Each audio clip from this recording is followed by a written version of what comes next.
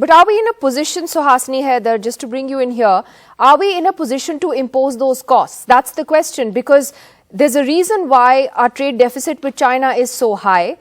We are still so dependent on Chinese imports. Our manufacturing, has not really taken off the way it should have, and it will take some time to do that. So are we in a position to impose severe costs, even economically?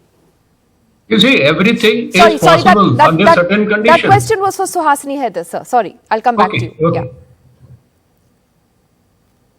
Yeah. To take it away from the military sphere, Nidhi, the fact is the first cost, if you like, that one has to impose as a country is to understand what has actually happened.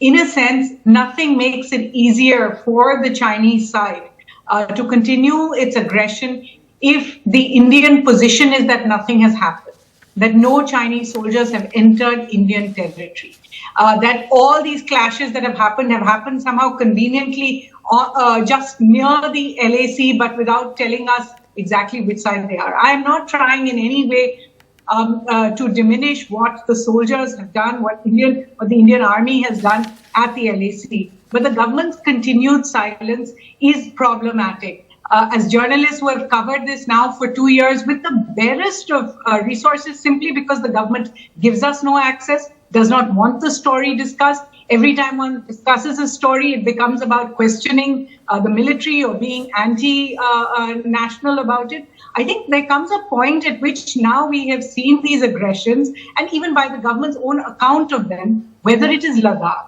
whether it is Doklam. In fact, Doklam is now back in, and the Hindu has done a series of stories there. And whether it is now what we have seen in Arunachal, which the defense minister has said in parliament, the question has to be, what is the diplomatic next step that has been taken? The Prime Minister has made no statement since June 2020. We stay by what the Prime Minister has said, or is there an update about what he said at that time about nobody having come inside?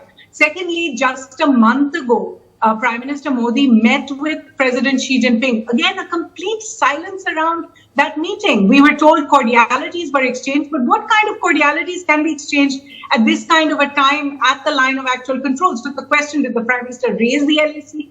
Did he suggest some way forward on the LAC in those 5 minutes or whatever that we saw them on video talking to each other? But there is complete silence about it. And third, the fact that journalists have not been given access. I think this is really the first such situation we have seen, where for 2 years journalists are given no access, given no briefings. All the information that is coming out comes out post-fact. Even the Tawang clash, even the Arunachal Pradesh clash at Yangtze that we saw, essentially was disclosed after newspapers, including the Hindu, came out with stories, and then the government spoke in parliament. So I think the first thing, the first step, you were saying, that we must have the capability to push back. The first point of a pushback is to tell the other side, we know what you're doing. We are telling the world what you are doing. Instead, it seems as if it is just complete silence. And I will say there is a real marked difference